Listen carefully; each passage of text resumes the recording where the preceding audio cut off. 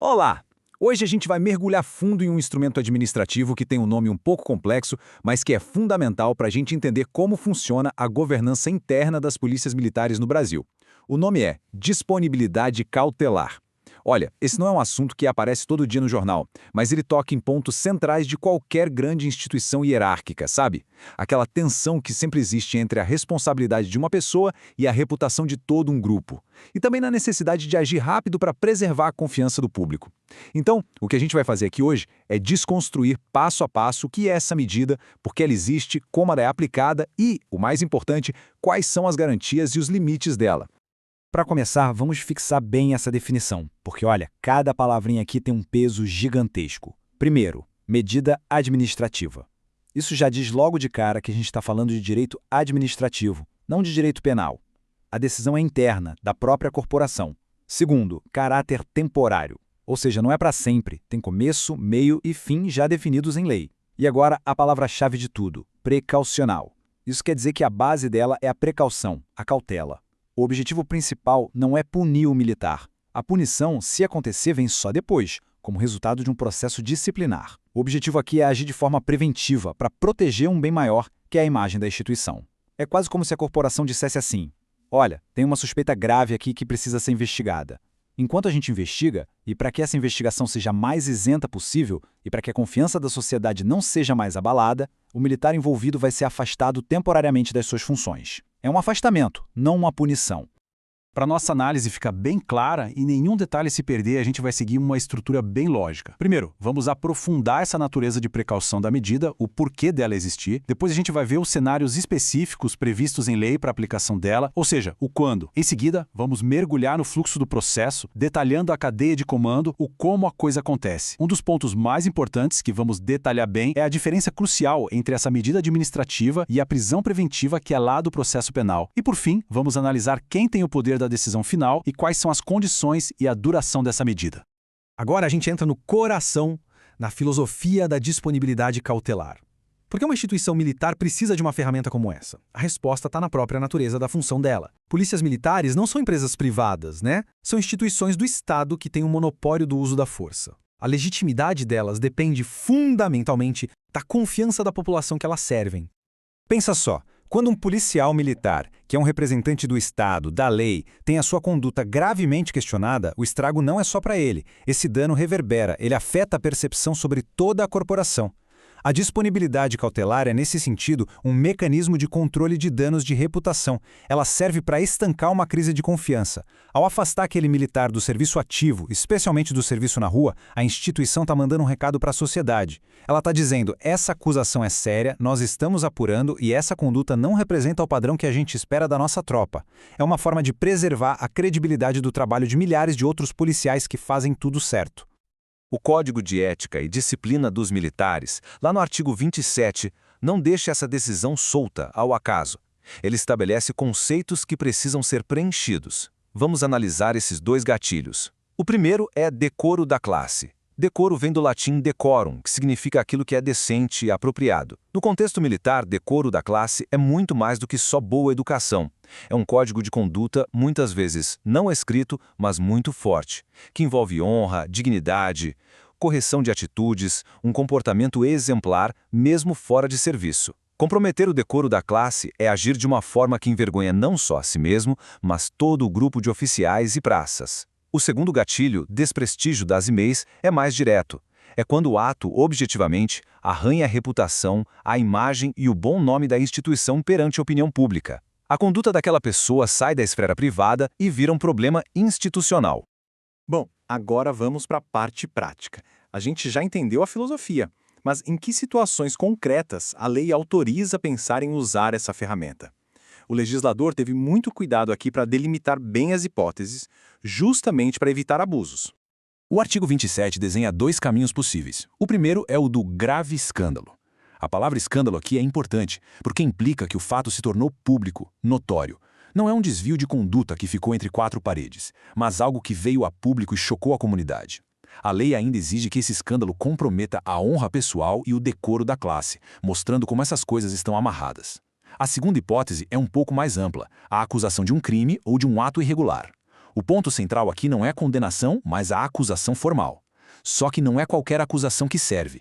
É preciso que o ato, pela natureza dele, efetivamente concorra para o desprestígio da instituição. Por exemplo, uma acusação de um crime violento ou de corrupção tem um potencial de gerar desprestígio muito maior do que, sei lá, uma multa de trânsito. A análise é sempre focada no impacto que aquele ato tem na reputação da corporação. E este ponto aqui, olha, ele é absolutamente crucial para a legalidade e para a justiça de todo o procedimento. Afastar um profissional das suas funções é uma medida extremamente séria, com consequências enormes para a carreira e para a vida pessoal da pessoa. Por isso mesmo, essa decisão não pode ser baseada em ouvir dizer, impressão da mídia ou na convicção pessoal de um comandante. Ela precisa estar solidamente ancorada em fatos e provas concretas. O parágrafo 1º do artigo 27 funciona como uma dupla trava de segurança. Ele exige que 2 elementos estejam presentes ao mesmo tempo. Primeiro, provas da conduta irregular. Isso diz respeito à materialidade do fato. O evento em si, a briga, o ato de corrupção, o que quer que seja, precisa estar comprovado que aconteceu. Não basta uma denúncia anônima sem nada que a sustente. É preciso ter um boletim de ocorrência, um vídeo, testemunhas, documentos, algo palpável. Segundo, indícios suficientes de responsabilidade. Não basta provar que o fato aconteceu, é preciso que existam evidências que liguem aquele militar específico ao fato. Indícios suficientes é um padrão de prova que fica ali no meio do caminho, entre a mera suspeita e a prova definitiva. É mais que uma simples desconfiança, mas ainda não é a certeza da condenação. Juntos, esses 2 requisitos garantem que o pedido seja bem fundamentado e que a medida não seja usada de forma leviana. Ok, já entendemos o porquê e o quando. Agora vamos mapear o como. O processo administrativo para aplicar disponibilidade cautelar não é um ato isolado que uma pessoa decide e pronto. É uma sequência de atos, uma verdadeira engrenagem que envolve diferentes órgãos e autoridades, garantindo análise e controle em cada etapa do caminho. Esse fluxo aqui revela a importância dos freios e contrapesos internos. O pedido pode nascer lá na ponta, com o comandante direto do militar, que normalmente é o primeiro a saber do fato. Mas o passo 2 é vital. O pedido não sobe direto para a autoridade máxima. Ele passa obrigatoriamente pela corregedoria. E a corregedoria atua aqui como um órgão de controle de legalidade. A função dela é fazer uma análise técnica. Os pré-requisitos do artigo 27 estão presentes, as provas da conduta e os indícios de autoria são suficientes, a documentação está toda correta. Só depois desse filtro técnico da corregedoria é que o processo, agora bem instruído, organizado, chega na mesa do comandante-geral para a decisão final. Isso evita que pedidos sem fundamento ou mal preparados cheguem à instância que decide. Esse trecho de um memorando interno de 2002 é fascinante. Ele é uma janela que nos mostra os desafios práticos de aplicar a norma. Uma medida cautelar vive da urgência. A eficácia dela está diretamente ligada a ela ser aplicada logo depois do fato que a justifica. O que esse documento oficial revela é um diagnóstico da própria instituição. A burocracia, ou talvez a hesitação, estava causando atrasos. E esses atrasos estavam fazendo com que a medida perdesse o seu propósito. Uma disponibilidade cautelar aplicada semanas depois do escândalo já não tem o mesmo efeito de controle de danos, concorda? E aqui a gente vê a reação da administração a esse problema. O memorando não é só um lamento, é uma ordem. Ele vem para corrigir uma falha no processo e reafirmar a natureza da medida. A determinação para que os pedidos sejam enviados imediatamente reforça a necessidade de agir rápido. A mensagem para a cadeia de comando é muito clara. Diante de um fato grave que se encaixa na lei, a ação administrativa tem que ser veloz. A proteção da imagem da instituição é uma prioridade que não pode esperar. Chegamos a um ponto que gera muita, mas muita confusão. E é fundamental a gente esclarecer. Tanto a disponibilidade cautelar quanto a prisão preventiva são medidas que acontecem antes de uma decisão final, e as duas tiram a pessoa da sua rotina. Mas olha, as semelhanças param por aí. Confundir as duas é um erro grave, porque elas pertencem a universos jurídicos completamente diferentes. Esse quadro comparativo, que é baseado numa decisão administrativa real, a de número 30 de 2002, é a ferramenta perfeita para a gente entender essas diferenças. Vamos ponto a ponto. A natureza. A da disponibilidade é administrativa, interna. A da prisão é processual penal, regida pelo Código de Processo Penal. A autoridade. Quem decide a disponibilidade é o comandante-geral. Quem decreta a prisão é somente um juiz. O propósito também é outro. A disponibilidade quer proteger a honra da corporação. A prisão preventiva quer garantir a ordem pública, impedir que o réu fuja, que ameace testemunhas. E, por fim, o efeito, que é a diferença mais brutal. A disponibilidade afasta o militar do trabalho, mas ele continua livre. A prisão preventiva não. Ela priva o indivíduo da sua liberdade, leva a pessoa para a cadeia antes mesmo de qualquer condenação. Esse ponto adiciona uma camada importante de complexidade. O fato de serem distintas não quer dizer que uma exclua a outra. Vamos imaginar um cenário para isso ficar bem claro. Um militar comete um crime grave, de grande repercussão. O juiz criminal, analisando o processo penal, pode decretar prisão preventiva dele para garantir a ordem pública. Ao mesmo tempo, o comandante-geral, analisando o dano à imagem da instituição, pode determinar disponibilidade cautelar dele. Ou seja, as duas medidas podem acontecer com a mesma pessoa ao mesmo tempo, porque elas partem de autoridades diferentes e têm objetivos diferentes. Uma cuida da esfera criminal, judicial, e a outra cuida da esfera administrativa, disciplinar. Para a gente fechar a análise do processo, vamos focar agora no topo da pirâmide. O ato final, a decisão. Quem tem o poder de fato, aplicar a medida? E sob quais condições de tempo e de procedimento isso acontece? A expressão competência indelegável, usada lá no artigo 27, tem um significado jurídico muito forte. Competência é o poder e o dever de agir. Indelegável significa que esse poder não pode ser transferido. Só uma pessoa em toda a estrutura da Polícia Militar pode assinar esse ato, o comandante-geral. Ele não pode passar essa função para um subcomandante, para o corregedor, para ninguém. Essa concentração de poder no posto mais alto da hierarquia serve a dois propósitos. Primeiro, mostra o quão excepcional e grave é essa medida. E segundo, garante que a decisão final seja tomada com uma visão mais ampla, mais estratégica da instituição como um todo. A medida não pode ser um limbo, uma situação sem fim.